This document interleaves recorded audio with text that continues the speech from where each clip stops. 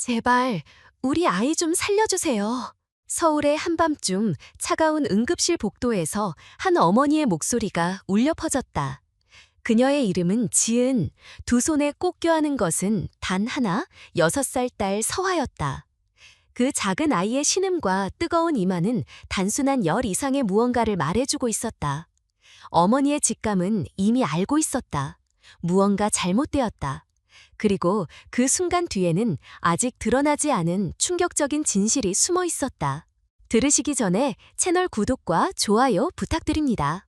응급실의 공기는 묘하게 눌려 있었다. 겨울의 차가운 바람이 문틈으로 스며들듯 사람들의 불안과 고통이 복도에 흘러넘쳤다. 아이의 울음소리, 누군가의 거친 숨소리, 그리고 낮게 울리는 심장 모니터의 경고음. 모든 것이 한데 섞여 낯설고도 무거운 공기를 만들어냈다. 지은은 낡은 코트를 제대로 잠그지도 못한 채 땀에 젖은 손바닥으로 서하의 미열이 가득한 이마를 닦았다.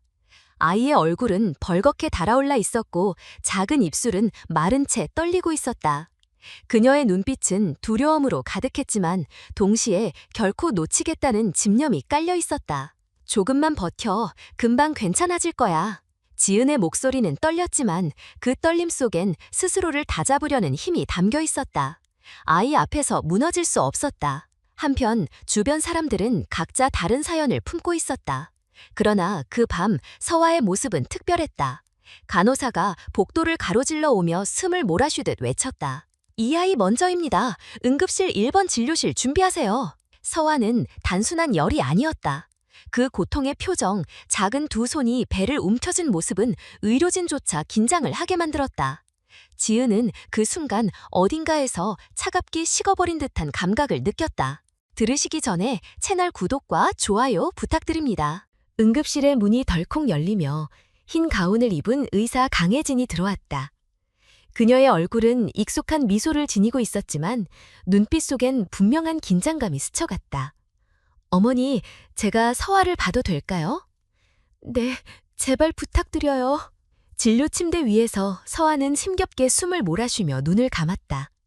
강혜진은 부드럽게 배를 눌러보며 물었다. 어디가 제일 아파? 서화는 힘겹게 손가락으로 아랫배를 가리켰다. 여기 너무 아파요. 순간 의사의 얼굴이 미묘하게 굳어졌다. 잠깐 스쳐간 표정이었지만 지은은 놓치지 않았다. 지은의 마음속에서는 수많은 생각이 한꺼번에 몰려왔다. 혹시 잘못 먹은 건 아닐까? 아니면 감염? 아니, 왜 하필 이번 주말? 그녀의 머릿속엔 민호와 함께했던 지난날의 그림자가 스물스물 기어나왔다. 민호는 결혼 초반엔 다정한 남편이었지만 시간이 지날수록 늘은 귀가와 술자리, 그리고 알 수 없는 전화가 늘어갔다. 이혼 후 그는 화려한 옷과 값비싼 시계를 차고 나타났고 주말마다 서화를 데려가곤 했다.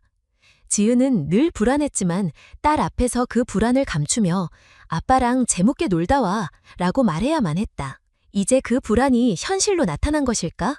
그녀는 아이의 작은 손을 꽉 잡으며 속으로 수없이 되뇌었다. 제발 아무 일도 아니길, 제발. 간호사가 들어와 작은 담요를 건네주자 지은은 그것을 서화의 몸 위에 덮어주었다. 그러나 그 순간 서화의 손에서 뭔가가 미끄러져 떨어졌다. 구겨진 종이 한 장. 강혜진은 조심스럽게 그것을 주워 펴보았다. 아이의 그림이었다. 낯선 집, 커다란 창문들, 그리고 그 안을 둘러싼 어두운 사람 형상들. 중앙에는 서화로 보이는 작은 아이가 혼자 서 있었다. 강혜진은 잠시 말을 잃었다. 그녀의 눈빛에 스쳐간 충격은 지은에게 불길한 예감을 더욱 짙게 만들었다. 검사를 바로 진행하겠습니다. 강혜진은 차분하게 말했다. 그러나 그녀의 손끝은 살짝 떨리고 있었다. 지은은 문 밖 복도에 서서 기다리며 스스로를 부여잡았다. 낡은 의자에 앉아있자니 다른 환자들의 신음소리와 기계음이 마치 그녀의 심장을 죄어오는 듯했다. 그녀는 두 손을 맞잡고 기도하듯 중얼거렸다. 서화야, 제발 버텨. 엄마가 옆에 있어. 아무리 힘들어도 절대 혼자가 아니야. 밤은 점점 깊어가고 시계 바늘은 무심히 흘러갔다. 밖에선 차가운 겨울비가 내리기 시작했고 빗방울이 창문을 때릴 때마다 지훈의 불안은 더욱 커졌다. 아이의 작은 그림 속에 담긴 그림자 같은 인물들, 그 낯선 집의 이미지가 머릿속에서 떠나지 않았다. 그녀는 가슴 깊숙이 느꼈다. 이건 단순한 병이 아니다. 서화의 몸과 마음 어딘가에 주말 동안 무슨 일이 있었던 것이다. 그리고 그 진실은 곧 세상 밖으로 드러날 준비를 하고 있었다. 엄마, 나 친구들이랑 놀고 싶어. 서화의 목소리는 마치 귓가를 스치고 지나가는 바람처럼 작았다. 하지만 그 말 한마디는 지은의 가슴을 깊게 파고들었다. 이른 아침 서울 마포의 반지하방은 아직 어둠이 걷히지 않은 채 눅눅한 공기에 잠겨 있었다. 천장에 박힌 전등은 희미하게 깜빡였고 창문 너머로는 빗물이 떨어지며 창살을 타고 흘러내렸다. 지은은 좁은 싱크대 앞에 서서 아침밥을 준비했다. 김이 서린 밥솥 뚜껑을 열자 허공에 퍼진 뜨거운 열기와 달리 그녀의 눈빛은 무겁게 가라앉아 있었다. 작은 상 위에 김치 몇 조각과 계란 프라이 하나, 그것이 오늘의 전부였다. 서화는 작은 손으로 수저를 잡았지만 한 입 뜨기도 전에 얼굴을 찡그리며 배를 움켜쥐었다. 지은은 반사적으로 아이의 이마에 손을 올렸다. 아직도 열기가 가시지 않았다. 조금만 먹어야 힘이 나. 그녀의 목소리는 조심스럽게 흔들렸지만 억지로라도 아이를 안심시키고 싶었다. 서화를 어린이집에 맡기고 나서 지은은 곧장 지하철로 향했다. 아침 러시아워 빽빽히 들어찬 사람들의 어깨에 부딪히며 겨우 자리를 잡았다. 하지만 그녀의 눈빛은 텅 빈 창문 밖에 고정돼 있었다. 옆자리에서는 젊은 직장인 여성이 휴대폰 화면 속 화려한 여행 사진을 친구와 공유하며 웃고 있었다. 반짝이는 네일아트, 값비싼 옷, 환한 미소. 지은은 무심히 시선을 돌렸지만 마음속 깊은 곳에서 묘한 위축감이 밀려왔다. 나도 저런 때가 있었지. 결혼 초반 아직 희망이 있을 거라 믿었던 그때. 그러나 이제 그녀의 하루는 고단한 아르바이트와 고지서 그리고 주변의 차가운 시선으로 채워져 있었다. 편의점 계산대에 서 있을 때 점장은 무심히 말했다. 지은 씨, 손님 앞에서는 좀 웃으세요. 얼굴이 너무 어두우면 손님들도 부담스러워해요. 그 말은 단순한 지적이었지만 지은의 귓가엔 날카로운 비수처럼 꽂혔다. 억지 미소를 지어 보였지만 입꼬리는 금세 굳어버렸다. 속으로는 수없이 되뇌었다. 웃을 힘조차 없는 사람은 어디에 서야 할까? 저녁 무렵 어린이집 앞, 다른 부모들은 자동차를 타고 와 아이들을 데려갔다. 차 문이 열릴 때마다 풍겨나오는 따뜻한 난방 공기와 고급 가방, 옷차림이 눈에 띄었다. 지은은 늘 그렇듯 지하철에서 내려 달려왔다.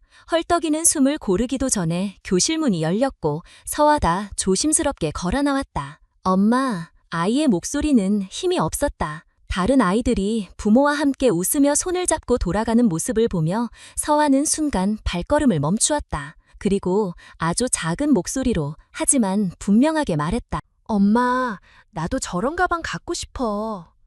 지은은 대답을 하지 못했다. 가방값이 한 달 생활비와 맞먹는다는 것을 아이는 알 리 없었다. 대신 그녀는 서화의 머리를 쓰다듬으며 속으로만 다짐했다. 언젠가는 꼭. 집으로 돌아오는 길 비가 그쳤다. 하지만 반지하 계단으로 내려가자 곰팡이내와 눅눅한 냄새가 코를 찔렀다. 전등은 여전히 깜빡였고 벽지의 얼룩은 더 짙어졌다. 서화는 창가에 앉아 연필로 그림을 그렸다.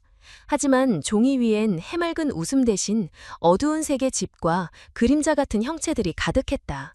지은은 아이의 등을 바라보다가 마음이 무겁게 내려앉았다. 무슨 그림이야?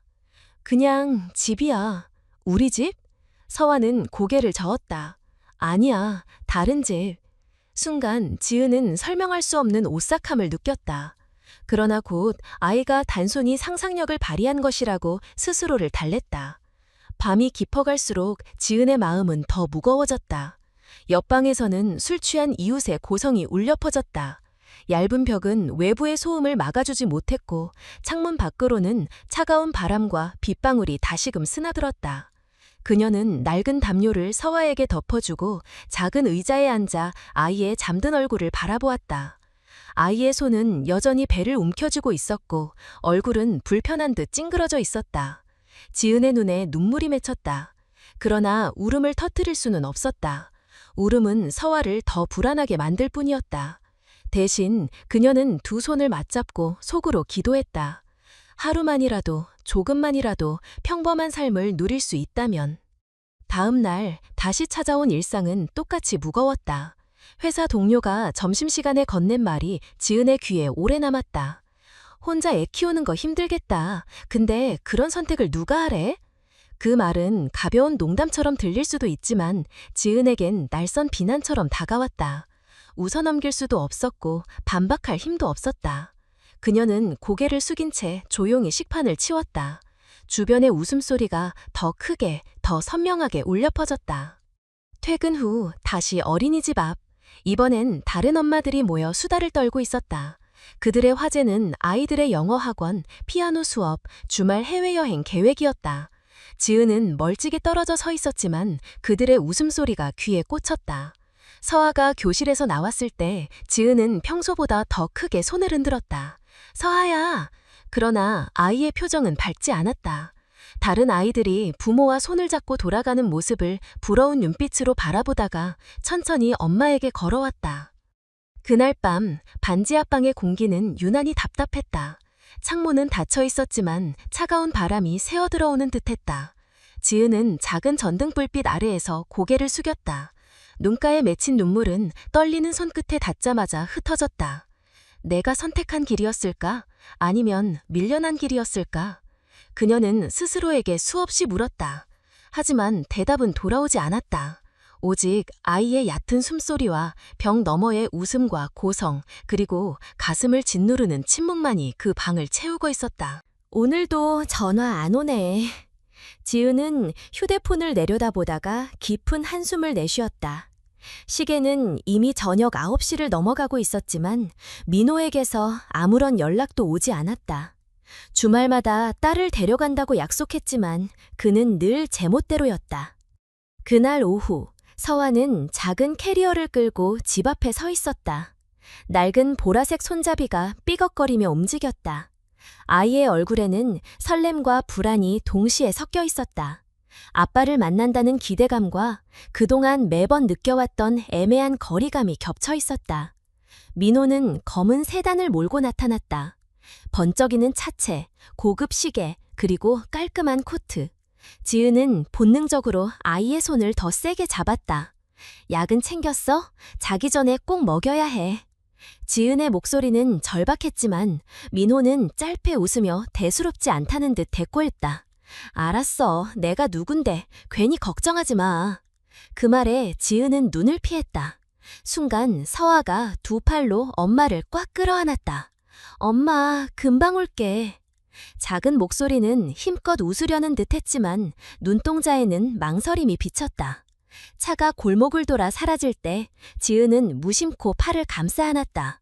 공기는 서늘했지만 그녀가 느낀 건 단순한 추위가 아니었다. 밤이 찾아왔다. 창문 밖에는 붉은 네온 사인이 깜빡였고 반지하 방 안에는 고요한 정막이 흘렀다. 지은은 휴대폰을 손에 쥔 채 벽에 등을 기댔다. 왜 아직도 소식이 없지? 원래는 아이가 전화해야 하는데. 시계 초침 소리가 귓가에 크게 울렸다. 한 번, 두 번. 시간이 지날수록 가슴속 불안은 짙어졌다. 토요일 오전, 민호에게서 문자가 도착했다. 산에 와 있어. 전파 잘 안 터져. 서아는 잘 있어. 짧고 무성의한 문장, 사진 한 장조차 없었다. 지은은 메시지를 수없이 읽고 또 읽었지만 불안은 사라지지 않았다. 그녀의 손끝은 미세하게 떨리고 있었다. 이웃집 할머니 순자는 그녀가 현관 앞에 앉아있는 모습을 보고 다가왔다. 왜 그렇게 멍하니 앉아있나? 아, 그냥요. 애가 주말에 아빠랑 가서.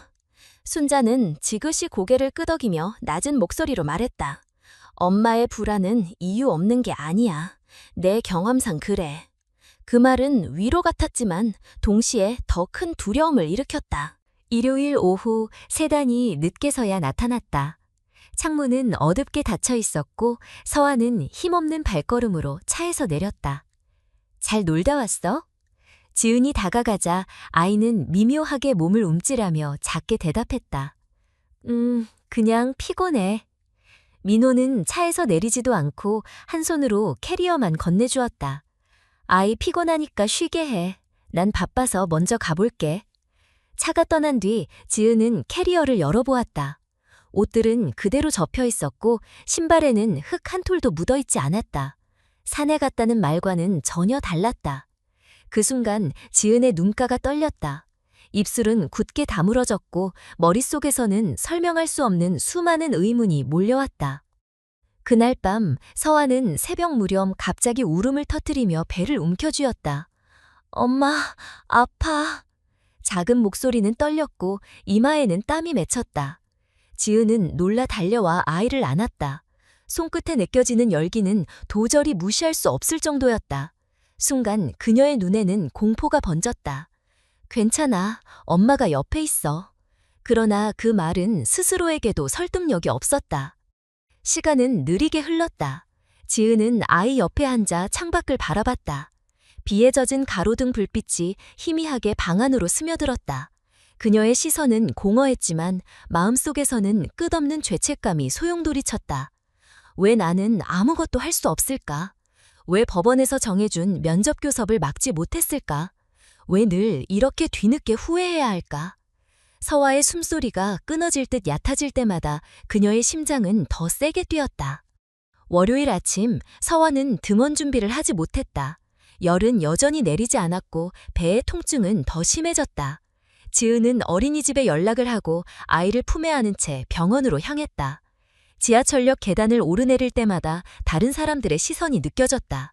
잘 차려입은 직장인, 웃으며 대화를 나누는 대학생들, 그리고 손에 명품 가방을 든 엄마들. 그 속에서 지은은 땀에 젖은 얼굴로 아이를 업고 있었다. 시선은 차갑고 때로는 동정 섞인 듯 했지만 그녀에게는 모두가 자신을 비난하는 것처럼 느껴졌다. 나는 왜 늘 이렇게 뒤처져야 할까? 왜 누구도 나를 인정해주지 않을까? 그녀의 눈가가 붉어졌지만 고개를 숙여 감췄다. 서화가 잠든 듯 등을 기대고 있었기에 눈물을 볼 수 없었다. 병원 복도에서 대기하는 동안 지은은 무심코 다른 부모들을 바라보았다. 누군가는 남편과 함께 와서 의사 설명을 듣고 있었고 누군가는 친척과 함께 아이를 돌보고 있었다. 그 대비 속에서 지은은 더욱 작아졌다. 혼자였다. 언제나 혼자였다. 의사가 이름을 부르자 그녀는 급히 자리에서 일어섰다. 네, 여기 있습니다. 그 순간 그녀의 목소리는 떨렸고 눈빛은 필사적인 간절함으로 빛났다. 아이를 구해야 한다는 마음, 그리고 그 뒤에 도사린 알 수 없는 공포가 그녀를 더욱 조여왔다. 괜찮으세요, 어머니? 짧지만 날카로운 의사의 질문에 지은은 순간 숨이 막혔다. 병원 진료실 안 차가운 형광등 불빛 아래에서 그녀의 얼굴은 이미 창백하게 질려 있었다. 의사의 시선은 서화에게 향했지만 동시에 지은의 불안한 눈빛을 꿰뚫어보고 있었다. 진료실 밖 복도에는 수많은 보호자와 환자들이 앉아 있었다. 어떤 부모는 남편과 아내가 나란히 앉아 차트를 들여다보며 의논했고 또 어떤 이는 가족들이 도시락을 챙겨와 번갈아가며 아이 곁을 지켰다. 그들 사이에서 지은은 홀로 서 있었다. 아이를 꼭 끌어안은 채 의사 말 한마디에 모든 세계가 흔들릴 것처럼 긴장하고 있었다. 지은의 눈빛은 공허했다. 왜 나는 늘 혼자일까? 왜 아무도 이 자리에 같이 있어주지 않을까? 그녀의 어깨는 무겁게 처져 있었고 손끝은 식은땀으로 젖어 있었다. 의사는 차트를 덮으며 말했다. 검사를 더 진행해야 합니다. 아이 상태가 단순한 감염 같지 않아요. 혹시 주말에 무슨 일이 있었는지 아시나요? 그 질문에 지은은 입술을 깨물었다. 대답을 해야 하는데 목구멍이 막힌 듯 말이 나오지 않았다. 결국 힘겹게 한마디를 내뱉었다. 아버지랑 있었어요. 금요일부터 일요일까지. 순간 의사의 눈빛이 미묘하게 흔들렸다. 그러나 그는 곧 차분히 고개를 끄덕였다. 일단 검사를 서두르겠습니다. 결과가 나오면 바로 말씀드릴게요. 진료실 문이 닫히자 지은은 차가운 복도벽에 기대섰다. 아이는 무릎에 고개를 묻고 있었고 작은 손가락은 여전히 배를 움켜쥔 채 떨리고 있었다. 주변에 웃음소리가 들렸다. 바로 옆 의자에서는 중산층으로 보이는 부모가 서로의 손을 잡고 대화했다. 주말에 골프 갔다 왔는데 애가 감기에 걸렸네. 검사 끝나면 얼른 집에 가서 푹 쉬게 해야지.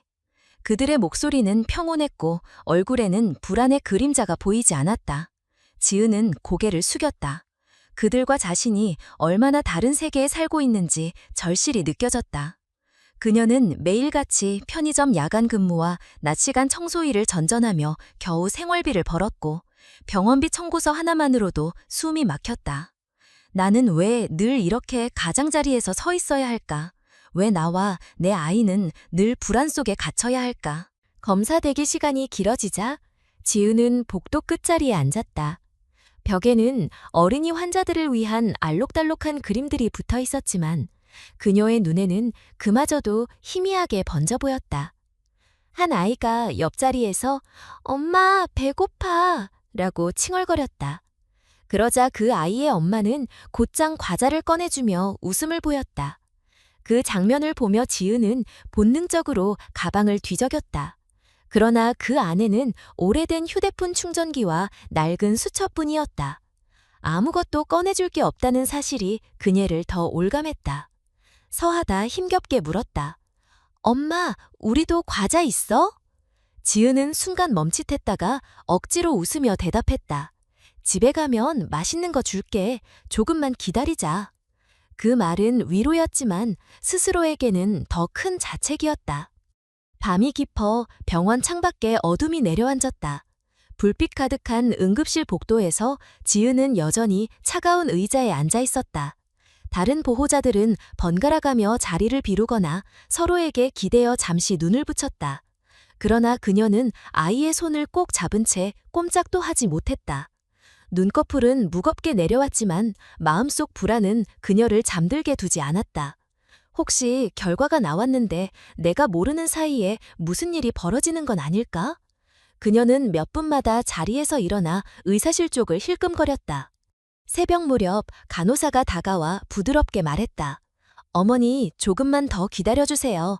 결과가 곧 나올 거예요." 그 말에 지은은 고개를 끄덕였지만 눈빛은 여전히 불안했다. 그녀의 입술은 파르르 떨렸고 손가락은 아이의 손을 더 세게 쥐었다.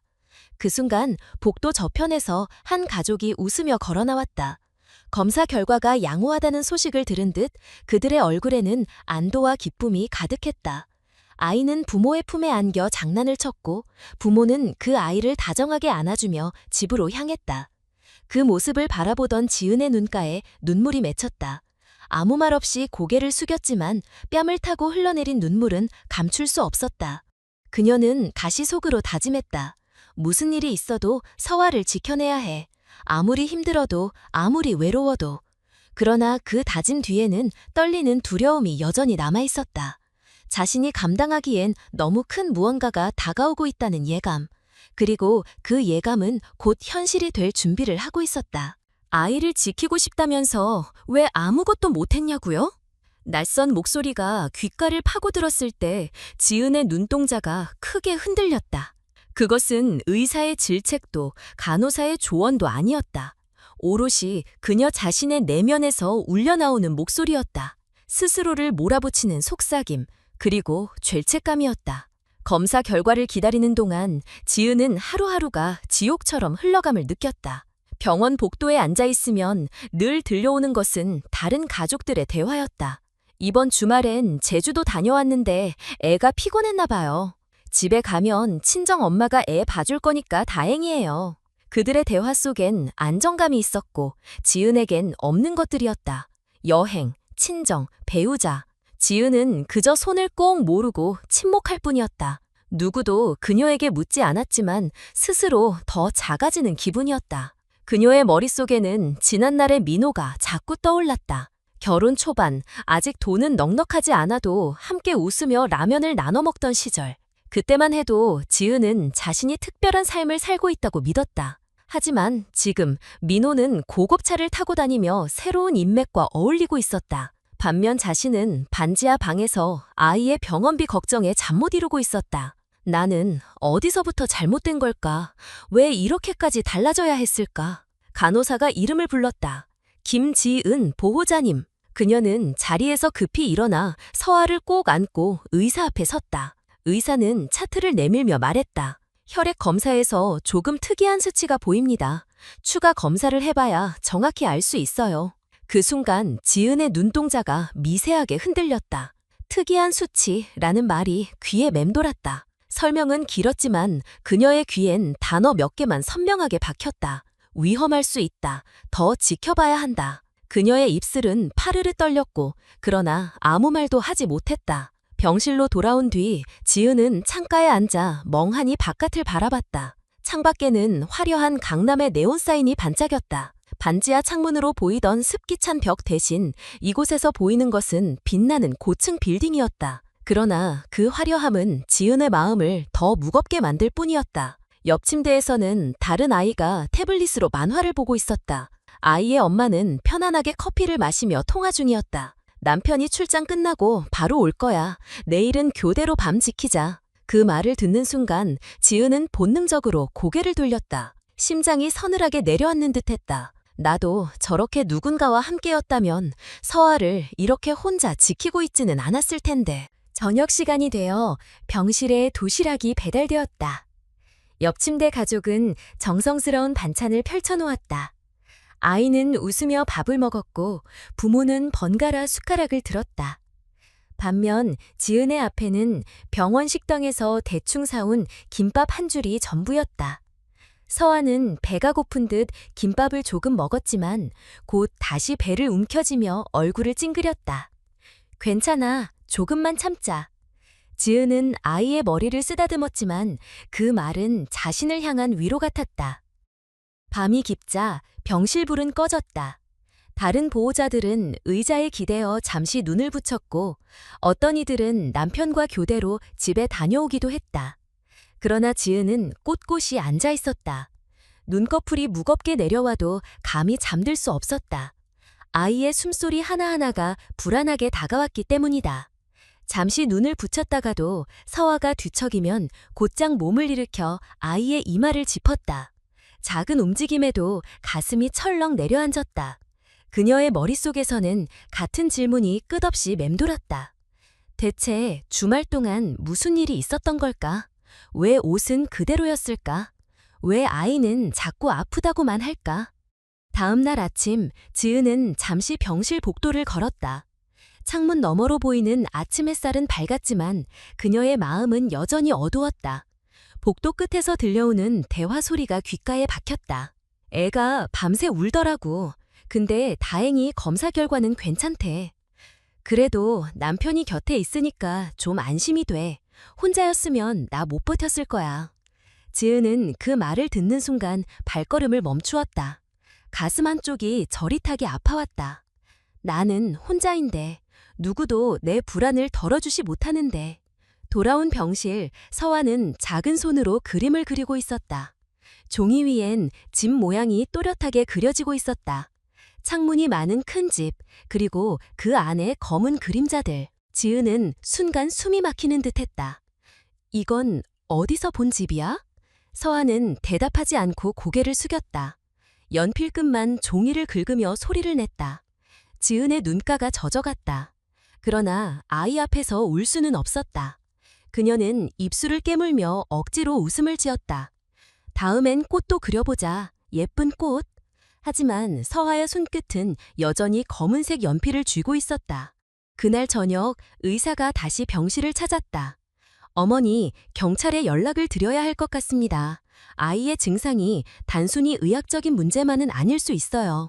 그 말에 지은은 순간 얼어붙었다. 심장이 크게 내려앉는 듯 했고 손끝에서 피가 빠져나가는 듯 차가워졌다. 그녀는 고개를 끄덕였지만 눈빛은 흔들리고 있었다. 눈물이 금방이라도 터져 나올 것 같았지만 억지로 삼켰다. 이제는 숨길 수 없다. 이제는 마주해야 한다. 그러나 그 결심 뒤에는 더 큰 두려움이 따라왔다. 사회의 시선, 경찰 조사, 그리고 민호와의 마찰. 모든 것이 한꺼번에 그녀를 덮쳐왔다. 그럼에도 불구하고 그녀는 아이의 손을 다시 꼭 잡았다. 서아야, 괜찮아. 엄마가 지켜줄게. 그 목소리는 떨렸지만 누구보다도 단단했다. 너도 알고 있었지? 낯익은 목소리가 복도 끝에서 들려왔다.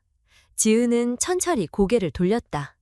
경찰과 이야기를 마치고 병실로 돌아오려던 순간 그곳에 서 있던 건 다름 아닌 소연이었다. 언제나 힘들 때 곁에서 위로해주던 친구, 딸 서아를 자주 돌봐주겠다며 웃어주던 사람. 하지만 지금 그녀의 얼굴은 낯설게 보였다. 지은은 잠시 말을 잃었다. 목구멍이 막힌 듯 아무 소리도 나오지 않았다. 소연은 조심스레 다가와 그러나 눈을 마주치지 못한 채 낮은 목소리로 말했다. 그날 나도 거기 있었어. 순간 지은의 눈빛이 크게 흔들렸다. 온몸이 얼어붙은 듯 움직일 수 없었다. 소연이 입술은 파르르 떨렸고 손끝은 주머니 속에서 끊임없이 움찔거렸다. 나는 그냥 애들 시끄럽다고 해서 그저 잠들려고 잠깐 약을 준 것뿐이야. 그게 이렇게 될 줄은. 그녀의 말은 흐려졌지만 지은의 귀에는 비수처럼 꽂혔다. 병실로 들어온 뒤 지은은 곧장 의자에 앉았다. 서아는 깊은 잠에 빠져 있었다. 창밖으로는 비가 다시 내리고 있었고 그 빗소리가 마음을 더욱 짓눌렀다. 소연이? 내 곁에서 늘 도와주던 사람이? 왜 그 자리에 있었던 거지? 왜 내 아이에게 그런 짓을 했던 거지? 머릿속이 복잡하게 소용돌이쳤다. 믿고 의지했던 사람이 가장 큰 배신자가 되었다는 사실이 숨조차 막히게 했다. 다음 날 아침 병원 식당에서 지은은 조용히 국밥 한 그릇을 받아들었다. 값싼 음식이었지만 그것마저 사치처럼 느껴졌다. 옆자리에는 중년 부부가 함께 앉아 있었다. 남편은 아내의 그릇에 고기를 덜어주며 말했다. 당분간 당신도 힘들겠네. 내가 최대한 옆에서 도울게. 그 말을 들은 순간 지은은 젓가락을 멈추었다. 목에 걸린 듯 국물이 내려가지 않았다. 자신과 너무나 다른 풍경. 누군가의 위로와 지지가 있다는 것. 그건 그녀에게 없는 세상이었다. 그날 오후 경찰이 다시 병실로 찾아왔다. 박 형사는 낮은 목소리로 말했다. 지금까지의 정황으로 봤을 때 단순한 방치가 아닐 가능성이 큽니다.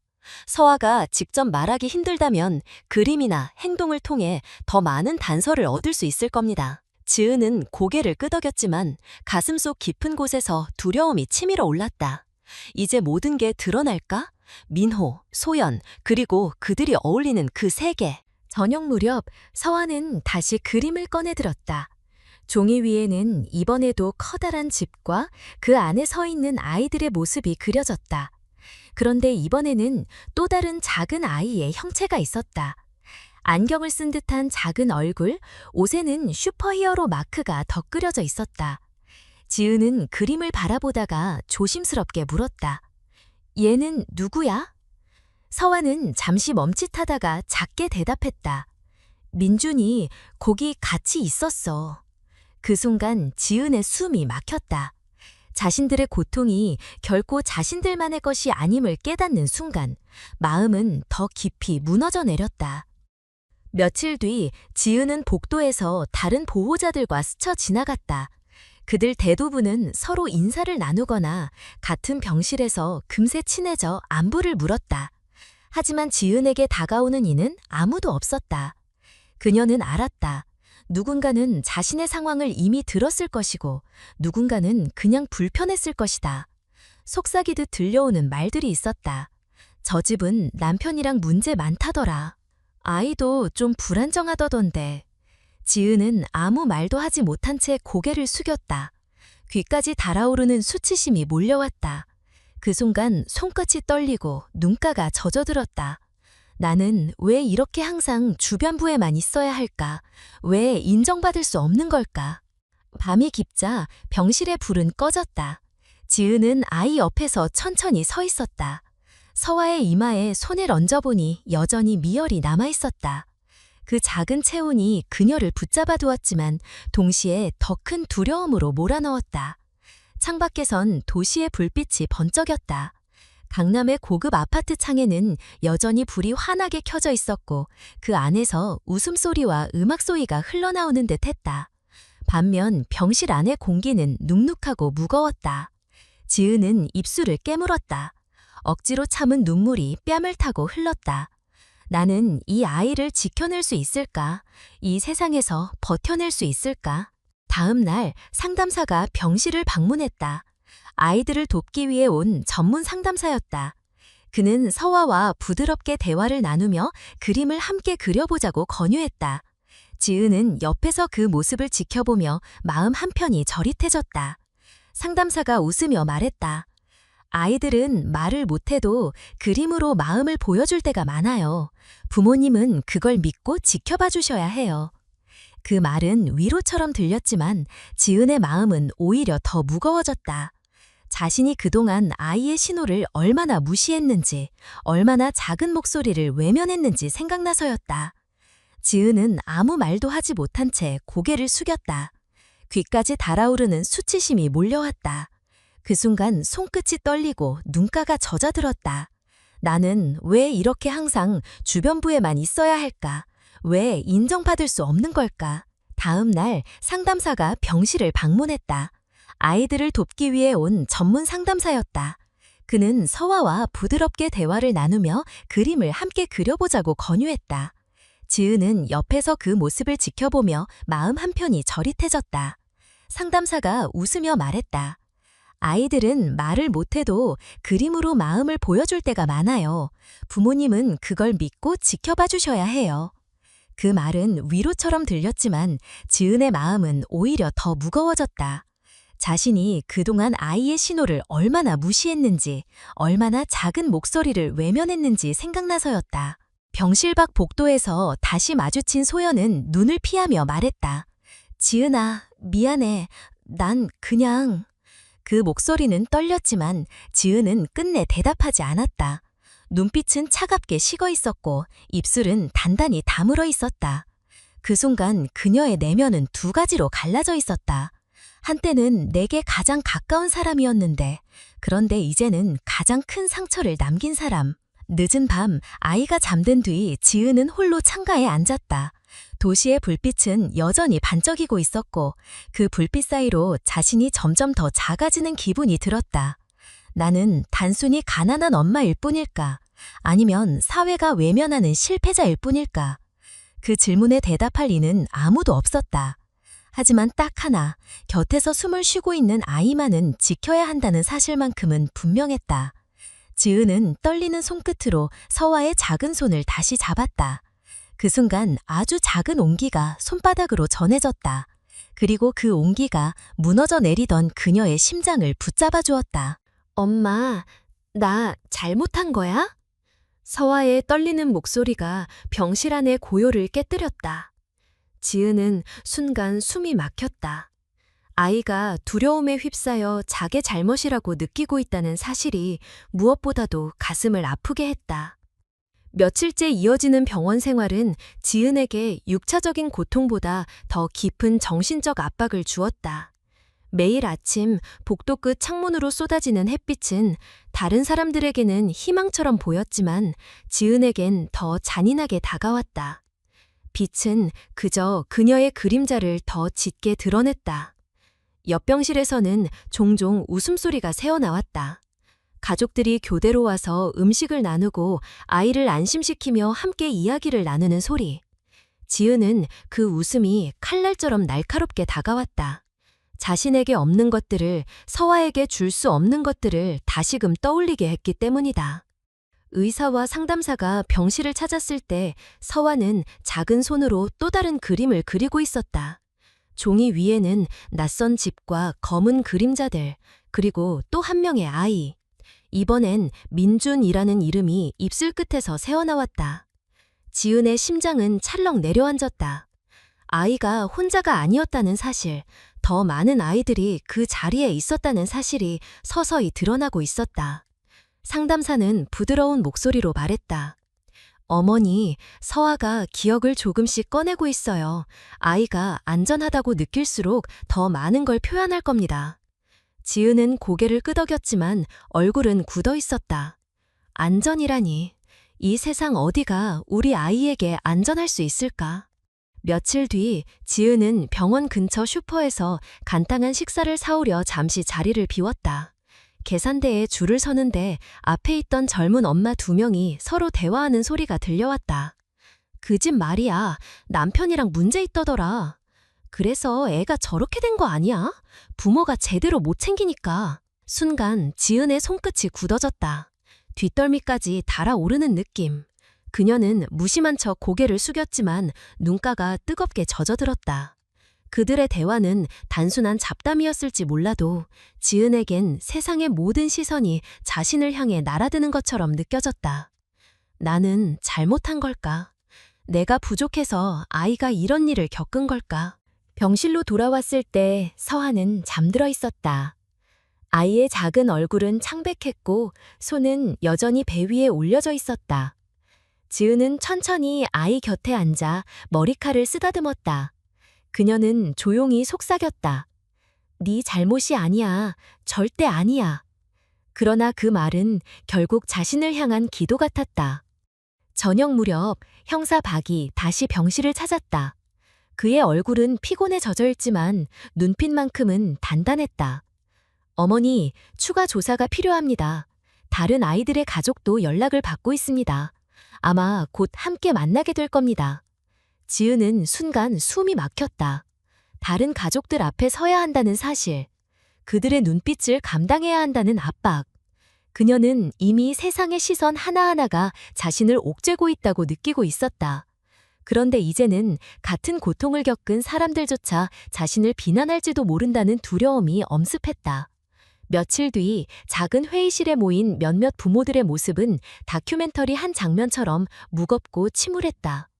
회의실 안 공기는 정적에 휩싸여 있었고 부모들은 서로의 얼굴을 제대로 보지 못한 채 고개를 숙이고 있었다.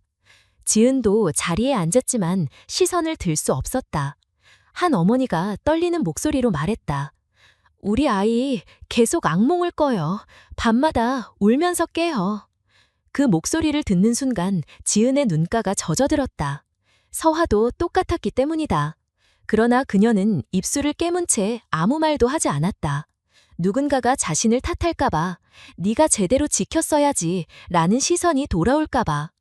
회의가 끝나고 돌아오는 길, 지은은 병원 복도에서 또 다른 가족들과 스쳤다.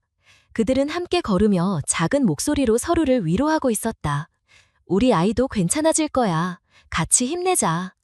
그들의 모습은 따뜻해 보였지만 동시에 지은을 더욱 고립시켰다. 그녀는 여전히 홀로였다. 홀로 아이를 안고 홀로 세상과 싸우고 있었다. 늦은 밤 병실 창밖으로 눈이 흩날리듯 떨어졌다. 지은은 창가에 앉아 눈을 바라보다가 아이 곁으로 돌아와 이불을 덮여주었다. 서아는 잠결에 작은 손을 뻗어 엄마의 손을 잡았다. 그 순간 지은은 다시 눈물이 터졌다. 억눌러왔던 감정이 마치 무너진 둑처럼 쏟아졌다. 그러나 울음은 소리 없이 조용히 흘러내렸다. 아이를 깨우고 싶지 않았기 때문이다. 나는 단지 누군가의 인정을 받고 싶었다. 잘하고 있다고, 괜찮다고, 누군가 한마디만 해주면 버틸 수 있었을 텐데. 그녀는 마음속으로 그렇게 되뇌었다. 하지만 돌아오는 것은 오직 침묵뿐이었다. 차갑고 무거운 침묵. 지은은 눈을 감고 아이의 손을 꼭 쥐었다. 희미한 체온이 그녀의 손바닥에 전해졌다. 그 작은 옴기만이 세상 속에서 그녀를 붙잡아주는 유일한 힘이었다. 엄마, 꽃이 피었어. 서하의 맑은 목소리가 이른 봄 아침 공기를 가르며 울려 퍼졌다. 단지하 집 창가에 놓인 작은 화분, 겨울 내내 흙 속에 숨어있던 튤립이 드디어 초록싹을 밀어올리고 있었다. 지은은 그 모습을 바라보다가 천천히 눈을 감았다. 지난 겨울 끝없이 이어진 어둠과 두려움의 시간들이 파노라마처럼 스쳐갔다. 응급실의 차가운 불빛, 경찰의 날카로운 질문, 소연의 떨리는 목소리, 다른 부모들의 시선, 모든 순간이 그녀를 찢어놓았지만 그 모든 것을 지나온 지금 눈앞에는 작은 꽃봉오리가 피어나고 있었다. 병원에서 퇴원한 뒤 몇 달 동안 지은과 서화는 새로운 일상을 만들어갔다. 물론 여전히 어려움은 많았다. 생활비는 빠듯했고 법정 싸움은 이어졌다. 그러나 이전과 달라진 것이 있었다. 그녀의 마음속에 자리했던 깊은 고립감이 조금씩 옅어지고 있었다. 비슷한 아픔을 겪은 부부들과의 모임에서 지은은 처음으로 자신이 혼자가 아니라는 사실을 깨달았다. 모임에서 만난 한 어머니가 다가와 손을 꼭 잡아주며 말했다. 우리 함께 살아내요. 아이들을 위해서. 그 말은 단순한 위로 이상의 의미였다.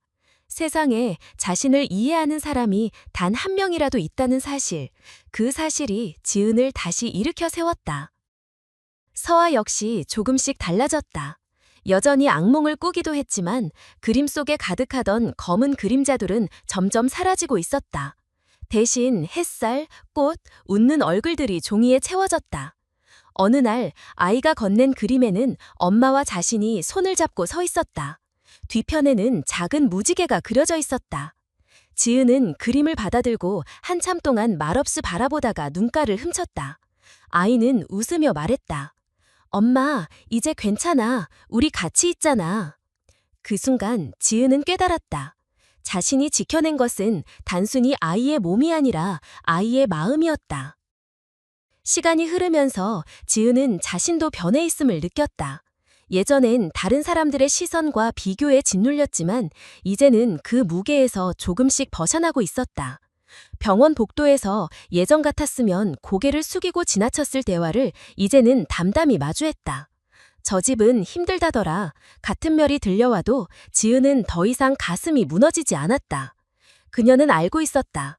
자신의 삶을 함부로 재단하는 사람들의 말보다 중요한 건 아이의 웃음, 그리고 자신이 끝까지 버텨온 시간이라는 것을.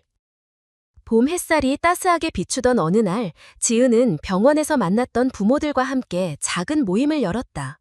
아이들은 공원에서 뛰놀았고 어른들은 조용히 벤치에 앉아 이야기를 나누었다. 처음엔 왜 이런 일이 우리에게 생겼을까 원망했어요. 한 아버지가 고개를 떨구며 말했다. 근데 지금은 이렇게 서로를 만날 수 있었던 게 기적 같아요. 지은은 천천히 고개를 끄덕였다. 그녀의 눈빛은 여전히 슬픔을 간직하고 있었지만 그 속에는 분명 희망이 깃들어 있었다. 고통이 사라진 건 아니었다. 그러나 그 고통이 더 이상 자신을 무너뜨리지 않고 누군가와 연결되는 다리가 되어주고 있었다. 집으로 돌아오는 길, 서아가 갑자기 물었다. 엄마, 사람들은 왜 나쁜 짓을 해? 지은은 잠시 침묵했다. 아이의 눈빛은 맑고 진지했다. 대답하기 어려운 질문이었지만 그녀는 부드럽게 미소 지으며 말했다. 모두가 나쁜 건 아니야. 하지만 어떤 사람들은 잘못된 선택을 해. 중요한 건 우리가 그걸 보고도 좋은 사람이 되려고 노력하는 거야. 서아는 잠시 생각하다가 고개를 끄덕였다. 나도 좋은 사람 될래, 엄마처럼. 그 말에 지은은 눈물이 맺혔다. 그러나 이번 눈물은 아픔이 아닌 감사에서 비롯된 것이었다.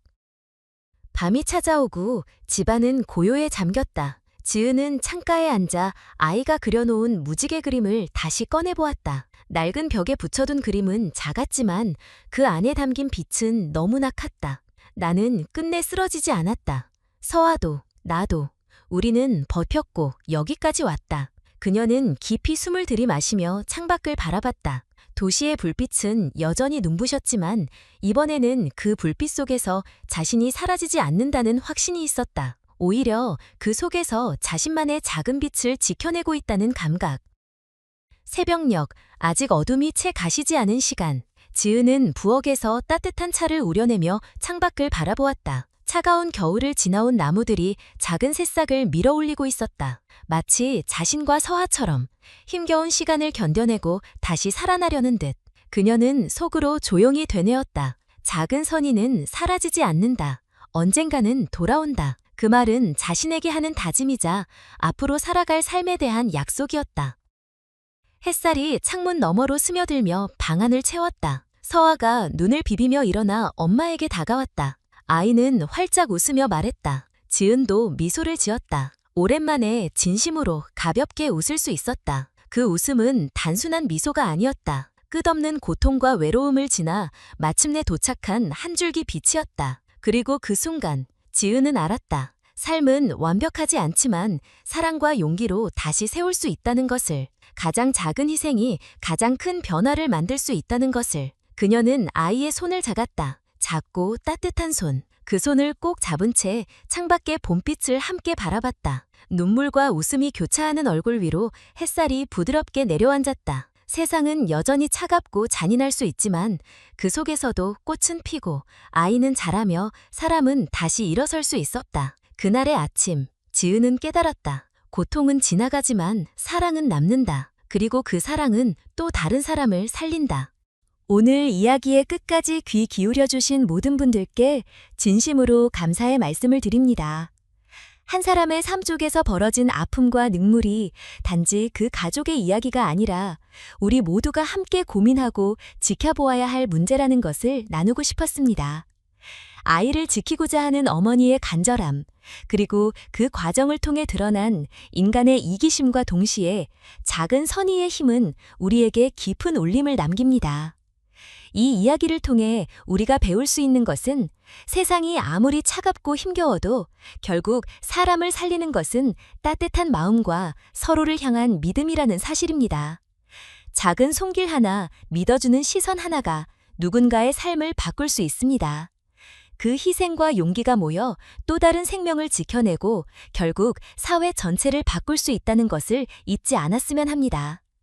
앞으로도 저희는 이러한 이야기를 통해 함께 공감하고 함께 눈물 짓고 함께 희망을 찾을 수 있는 시간을 만들고자 합니다. 여러분의 관심과 응원이 큰 힘이 됩니다.